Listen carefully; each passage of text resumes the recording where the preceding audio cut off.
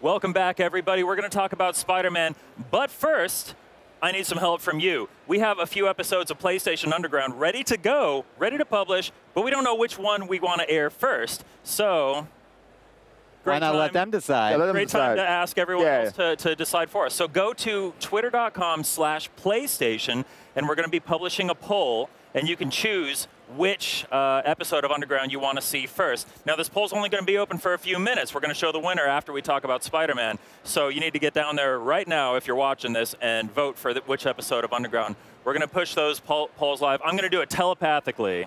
No way. And with a little help from our publishing pals. Thanks, Becca. Okay. So right now, we should be sending that tweet out. So go vote on which Underground episode you want to see, and we'll toss to that at the end of this segment.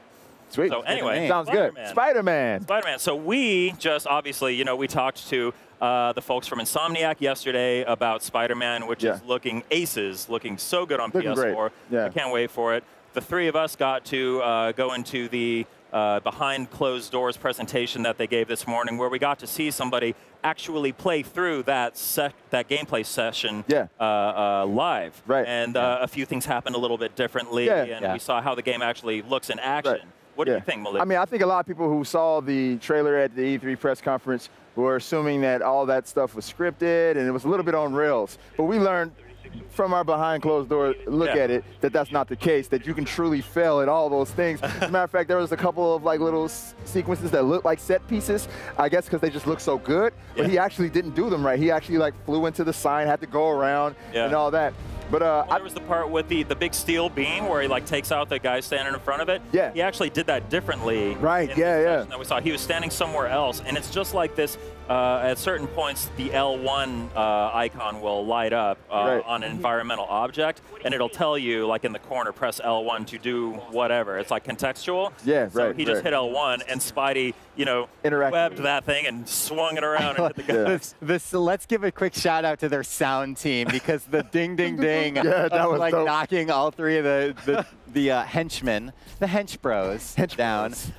I also want to say, I feel like, and maybe you guys can correct me if I'm wrong, I feel like during the swinging sections, before we get into the big helicopter chase, when he's kind of traversing between the towers, I think he took some different routes. He did. It felt like he kind of luxuriated a little bit, like outside, kind of swinging around for a while, which is really cool. Yeah, I think he wanted to show off a little bit just how free roaming it is, you know, and just how fluid the web slinging is. It really is an open world, and he was just kind of like zipping around, doing the swinging and the web catapult thing and all that. Like, man. I can't believe, I have to say this, I can't believe during that opening sequence, when that camera goes all the way up, it follows Peter, then you get right behind him, and gameplay starts, and you're just like, so like that's it. This is just how this game looks. I thought this was a cutscene. I mean, it's incredible. I mean, I really want to like give a huge shout out to the team at Insomniac, because like obviously very passionate, long-running and experienced developers. But I feel like this has just been elevated them to a whole nother level. It's just incredible. Incredible. I was really impressed by the music as well during this demo,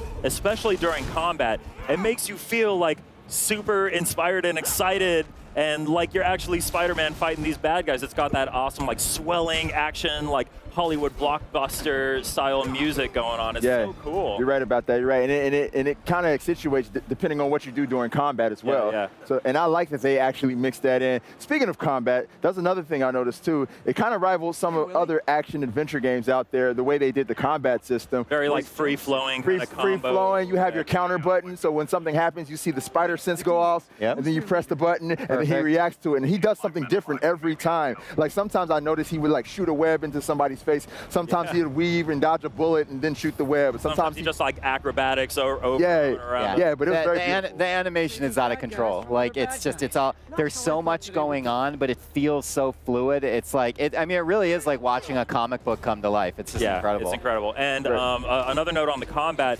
lots of aerial combo stuff going on here. OTG, like off the ground. Let's go. There it goes. He just did it. OTG right there. I don't know if we're going so far as to say that Spider-Man Spider-Man is esports now. It looks great. It looks absolutely just bonkers. He looked like the Spider-Man from Marvel vs. Capcom. Like, that's how he looked. And I was just like, yes, it's amazing. Yeah, look at this combat we're seeing here. And obviously, this is the heavy that he finds. And I love how he remarks on the technology, the shield that this guy has. And he says, whoa, that's actually pretty cool, instead of like being off guard by it. Yeah, and it's like you can get that sense of like Peter Parker and Spider-Man with like all the quips. Right. The performance. I don't know who plays this version of Spider-Man.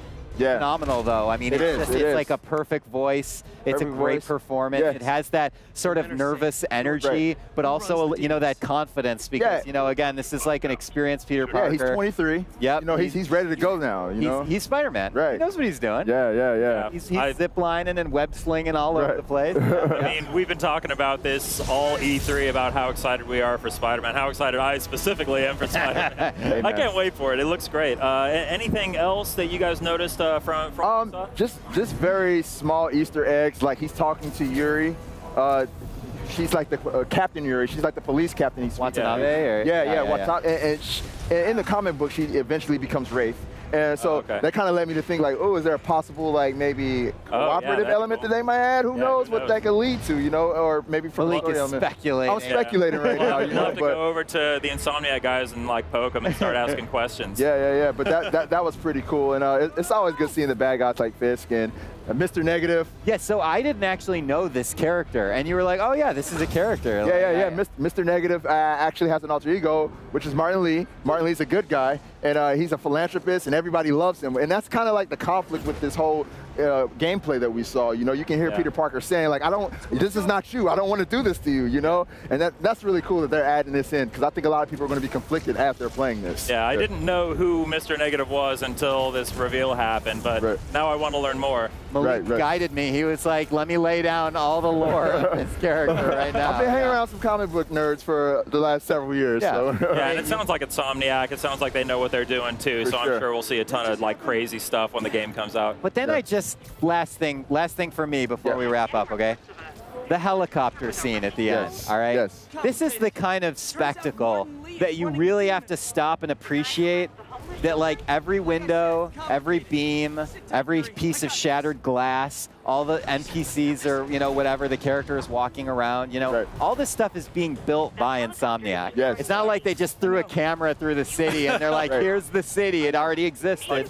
I mean, let's go download like a model of New York and build the game. I mean, it's really incredible, and I just want to give them, the credit where it's due, because it's unbelievable. I mean, these scenes that we're seeing here are just the amount of detail that's going on, the fluidity of the animation, and just the pure spectacle of it. Yeah.